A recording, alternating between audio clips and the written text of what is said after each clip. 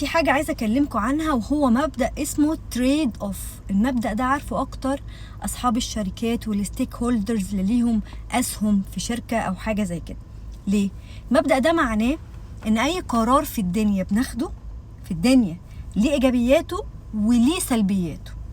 فلو قعدنا نستنى القرار اللي ملوش سلبيات هنفضل في مكاننا.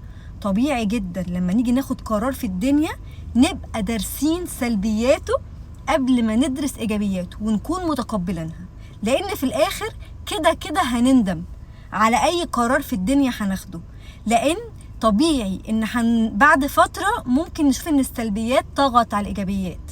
فمحتاجين نعمل حاجتين في المرحلة دي، مرحلة الندم.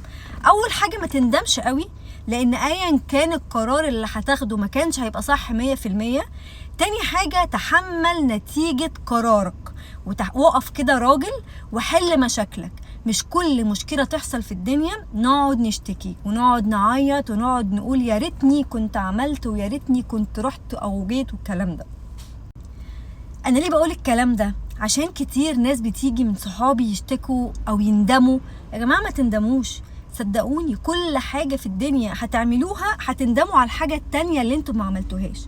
فخليكوا إيجابيين وبصوا لنص الكوباية المليان، وقبل ما تقرروا أي قرار زي ما قلتلكوا بصوا سلبيات القرار ده ايه.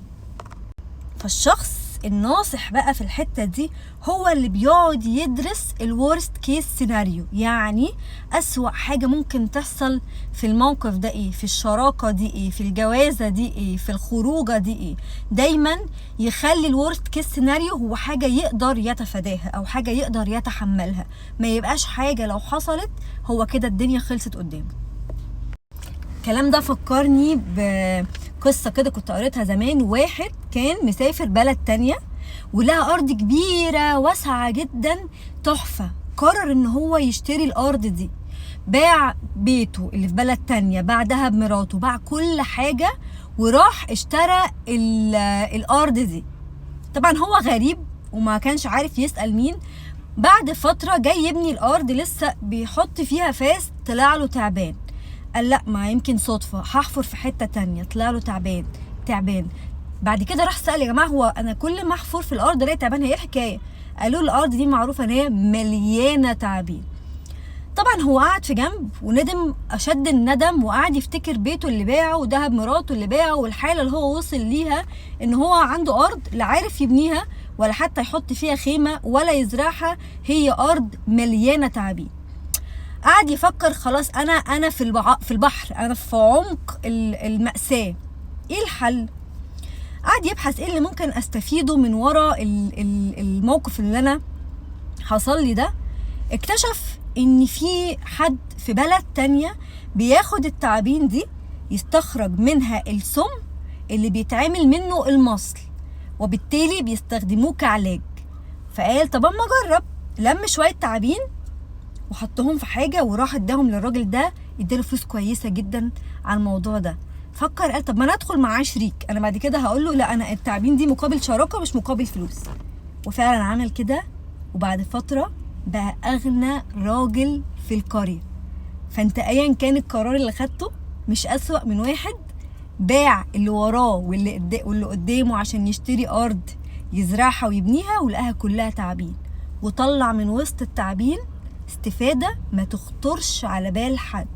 بص للإيجابي في الموقف بتاعك، ركز في ورقتك، هتطلع إبداع ما كنتش تتخيل، هتطلع حلول ما كنتش تتوقعها. بس ركز في مشكلتك وفي الحلول المنطقية، بلاش السرحان يا جماعة. خليكوا منطقيين وانتوا بتدوروا على حلول للمشاكل اللي وقعتوا فيها دلوقتي واللي هتقعوا فيها بعدين، عشان هي دي الحياة.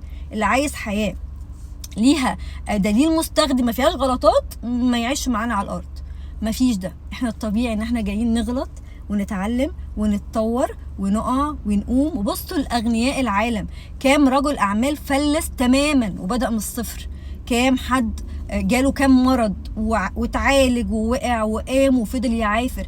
هي دي الحياة. الحياة عايزة الثيك سكين، الجلد الغليظ، الجلد السميك زي ما بيقولوا. يعني خليك زي ما بيقولوا، مش عايزة اقول تنح يعني، بس خليك قوي كفاية انك تواجه وتاخد الصدمة وتقعد تفكر ازاي تحلها بمنتهى الهدوء. بلاش افكار سلبية، بلاش ندم، بلاش سلبيات. حط السلبيات قدامك خلاص للصبح، مفيش حل. لكن لو قلت يا رب عيني وبدأت تدور على حلول منطقية بالورقة والقلم، ربنا هيفتحها عليك من حيث لا تحتسب. وهابي ويكند.